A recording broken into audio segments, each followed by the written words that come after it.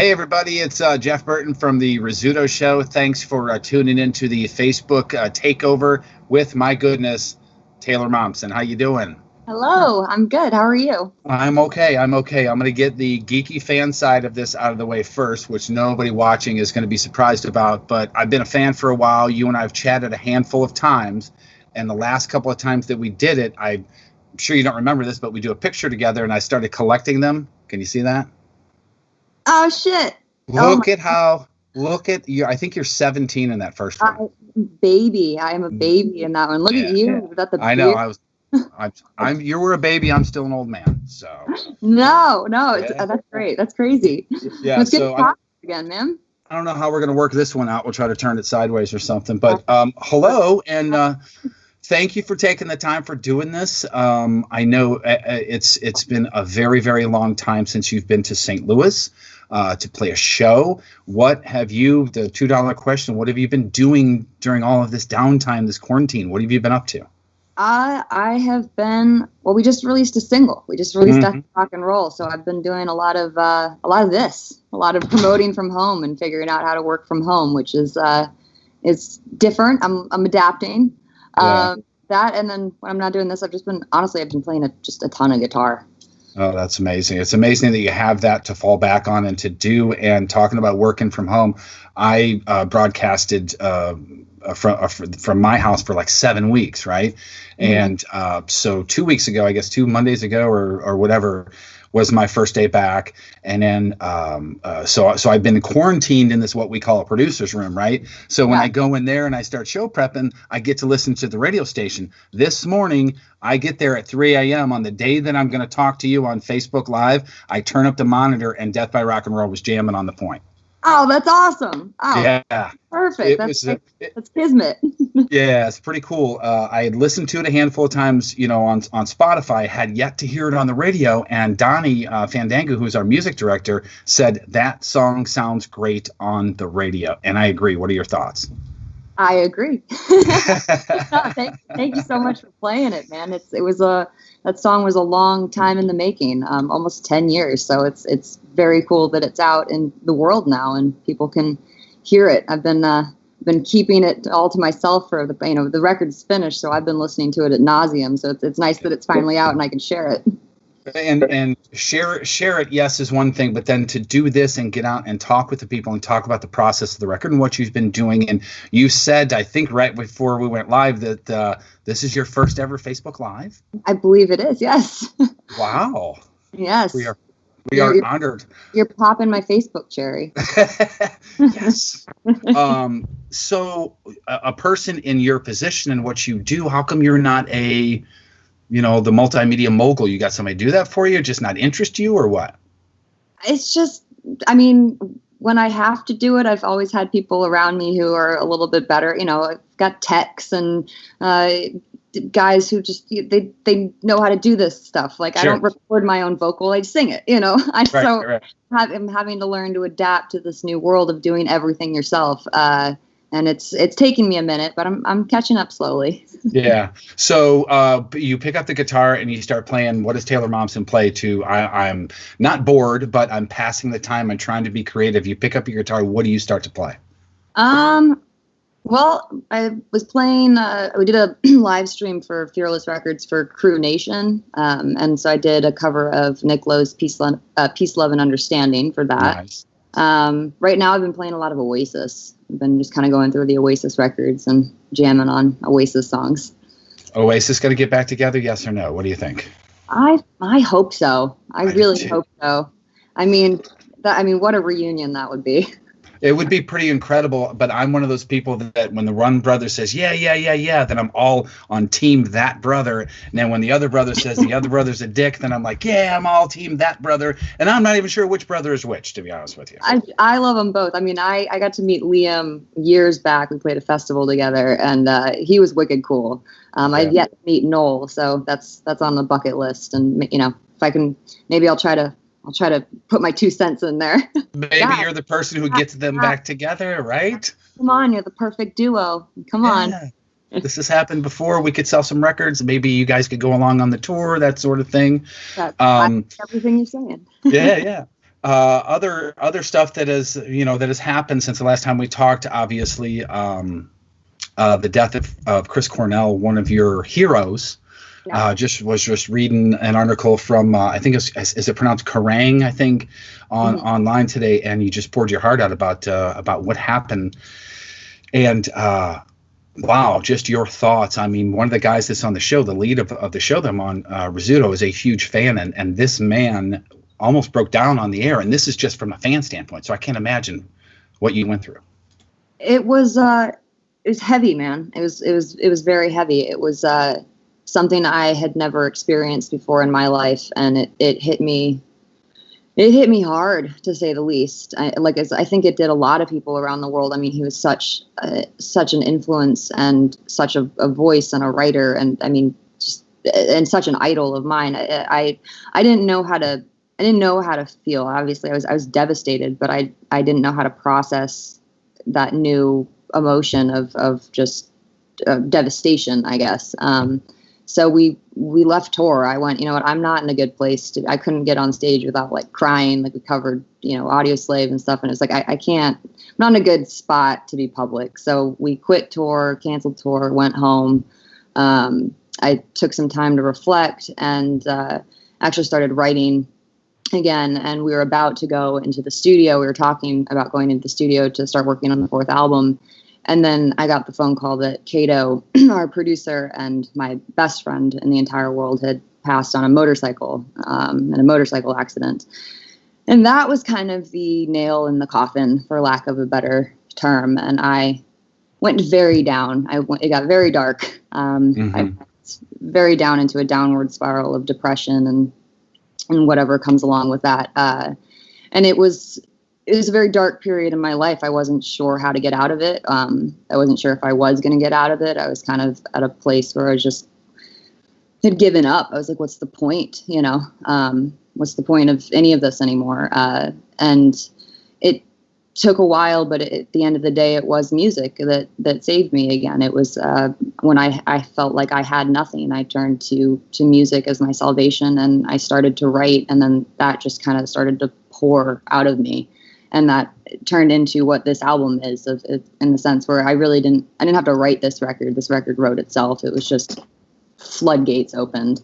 And so making this record was a huge part of that healing process of learning how to grieve and how to move forward, because you never move on. You don't get past a loss like that. You don't get past, it never goes back to normal. It's just, you have to learn to live with it and move forward. And that's why I keep saying to people in interviews and stuff that this record really feels like a rebirth. It really feels like a new Pretty Reckless. It feels like our first record again, in the sense that we put everything we had into this album, emotionally, physically, mentally, spiritually, whatever you want to call it. Like everything was thrown into this album.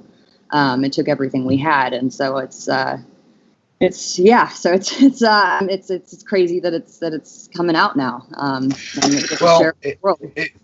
Before we get to that process, and I'd love to know how you got and what the tipping point was from mourning to, okay, I got to do this now. But for people who don't know, other than him being a hero of yours, you guys were on that tour. Yeah, yes, we were, and that was. I mean, it was so crazy because it was such a kind of full circle moment getting that tour. I mean, it was the highest of the high for me. I mean, I think everyone knows I'm a Soundgarden super fan. Right. Have been for years, and Soundgarden was the band, and it comes full circle with Kato too. Not to get too deep into it, because I know not a lot of people knew him, but we all bonded like this. The Pretty Reckless exists because we all loved Soundgarden. Like that was one of the initial reasons that we all worked. And so to get that tour, it was the highest of the highs. I mean, Kato flew to every show. Like it was, we couldn't be more elated. And obviously it ended so tragically that I think the juxtaposition of those emotions was so drastic that it really overwhelmed me. So what made you go, okay, I've got to get back up on my feet. I've got to get this music out. I've got to get, not out as in the public, but out of me. Was there a sign? Was there just, I'm tired of laying around watching Flintstones? What happened to make you go, I got to do this? I don't even know exactly. I guess it started with the songs. It started with I started to write, not even thinking about it in a sense of like, this is going to be an album or these are going to be songs people are going to hear. I just started to write. And as I started to write, that started to help me mentally. And so as that process sort of began and they turned into complete songs, it was the next step is, okay, well, now I have to figure out, now I want to record these songs. I want to finish them. It's like, okay, well, now how do we do that? We'd never made a record without Kato before. So that was a whole learning process in itself. And luckily I knew one other guy, a great friend of mine named Jonathan Wyman, who I called up, and he produced a great engineer, great producer, great guy. And this is the first album I actually co-produced with him. So it was a learning process of how to do this again, basically from step one. And he was really a lifesaver in that. And he allowed me to be the mess that I was and work through it. And it's because there was no hiding from it, And so it's all there in the recordings. It's all there in the writing. It's all there in the songs. And it's very emotional. I still get choked listening to it sometimes. I'm sure. And I want to talk about the album cover because I have a couple of questions about that because it's phenomenal. And I know you love it too, how it came out. Well, but the last single cover. It's just the sorry. That's what I meant to say. The album art, the single art. Sorry. But the last one of these conversations I did was with Justin from the lead singer of Blue October, who's gone through a lot of mental highs and lows and stuff. And he credits being able to pick up a guitar when you're down like that to get this stuff out. And I wanted you to talk just real briefly about the importance for people who are watching this that don't have that outlet, that you got to find something or someone to get that out. You really do. You have to. I mean, I'm so fortunate that I found music at such a young age, and the fact that has sustained me. Like, to me, music's it's like food. It's like oxygen. I need it. And the fact that it really is my salvation, and it's the one thing in my life that has never let me down. I can always turn to music, and it's there for me. But for people who don't have that, I can imagine it's a super challenge. I think the best advice I got when I was going through all of this, and I mean, I'm still going through it, but, in the heat of it, at the low points, was look at it like, I'm going to mess up this metaphor. Look at it like it's baby steps. Everything's baby steps. If you try to look at it, if it's a frozen lake and you got to get from one side to the other, if you look at the other side, it's going to seem impossible. It's going to seem so far away. There's no way you could ever make it. So you look down and you take one little step and one little step and another little step. And before you know it, you're going to turn around and you're going to realize you're further to the other side than you were from where you started. Love it. And that's kind of how I've been living. It's just one little step at a time, one foot in front of the other. And being creative means single art. And yes, and the metamorphosis of what I'm seeing here now, and then this picture is amazing. Tell me about the process and why you wanted to get up on the bike and all that stuff. Tell everybody who loves that picture so much. Well, there's a lot of things to that photo. It came about in a couple ways. One, I wanted to make kind of a classic rock and roll. First of all, it had to be a photograph that was as bold as the song. That was the first thing. And so I wanted to make kind of a classic, almost 80s rock and roll cover for a single. We'd never really done that. We'd never gone full out for a single cover, only for the albums. So we shot it with the guy who shot Going to Hell, Danny Hastings. So I got to work with him again, who I love him. He's great. He's Wu-Tang, Eminem, big guy. And yeah, he's great. It's so much fun. Such a positive work environment, because his whole goal is to just see your vision through. Like, he's such an artist. So really great to work with him again. But the inspiration behind that was bold and classic, and really there's a lot of paying homage to Kato and to the people we lost. So, obviously the motorcycle is homage, and he loved 80s rock and roll. 80s rock isn't really my thing, but it was his thing. And so it's like trying to throw in things that meant something to me to bring it kind of full circle. So it's kind of in his memory. And there's a lot of there's a lot of hidden little Easter eggs in that picture too that I don't want to give away yet. But when the album comes out, you'll notice things about it. Yeah, yeah. Sense. So there's a lot of hidden meaning behind there's a lot of hidden things in that photo, which is also just one of a series. That's just the first that's come out. So nice. There's more to come. Do you think we're going to be touring anytime soon? Do you think, what do you think is timetable? What do you think it's going to be like? Honestly, I have no idea. It's mind blowing to me. It's crazy. I'm hearing 2021 is what that's kind of what I'm hearing. I mean, it's a real bummer. It's very difficult to release music and not be able to complete the circle and play it live. Right. We're certainly itching to play. But I'm trying to look. I mean, we had amazing touring set up for this round. It was like all the festivals. It was the Foo Fighters, Guns N' Roses, Pearl Jam. Like the list went on. And I'm trying to look at it positively. Like, okay, nothing's canceled. It's just pushed. It's just postponed. Yeah. You just got to ride the storm out, and it'll pass. Like every storm does. And then music's gonna come. Live music, I think, in one way will come back better than ever because everyone wants it so bad. Everyone needs it. So that's at least my positive spin on it. Well, I think even if we all have to stand 2 feet away from each other and wear masks, when we can stand and look up and see bands like yours and Foo Fighters and Pearl Jam and whatever playing live again, I mean, it's going to be freaking amazing. So hopefully sooner than later. And I know we got to wrap up here in a second, but I want to talk about the single Death by Rock and Roll. The freaking guitar. Are you kidding me? Wow. Where did that come from? It came from, that's all Ben, man. Wow. He lets that hair down and just goes. Wow. He doesn't suck. No, he doesn't. He doesn't. He's so quiet too. And then I press play on that, and 4 seconds in, it just that. And was there inspiration? Is there anything? Where did that come from? Did you just come in and go build a song around this? It was incredible. Well, I mean, you'd have to ask him. I don't want to speak for him, but I know that we all worked very hard on that song. I mean, that song, Death by Rock and Roll, is a song basically 10 years in the making. When I first met Ben and Kato, Ben had a demo of like a verse and chorus of the song Death by Rock and Roll.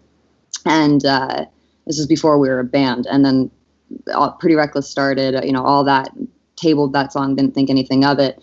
And when all this went down, that line came back around, and I went, we should finish that. Like this is very fitting now, and to everything that's happened. And that was kind of the start of the album, of completing that song, recording it. And so I know I did, and to speak for Ben, in the way he played it was just attack. That was the whole point, is balls to the wall, like battle cry for rock and roll, attack it.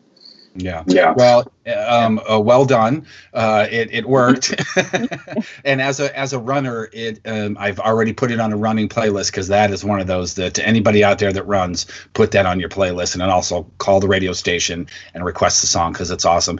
Taylor, thank you very much for hanging out with us. We appreciate it very, very much. And hopefully we'll see you live in person very, very soon. Anything you want to say to the fans on the way out? Go right ahead. Just, hey guys, and check out the new song, Death by Rock and Roll. It feels really good to be back, and can't wait to see you all when the storm passes. It's going to be great. Stay safe, everyone. Taylor Momsen, Pretty Reckless.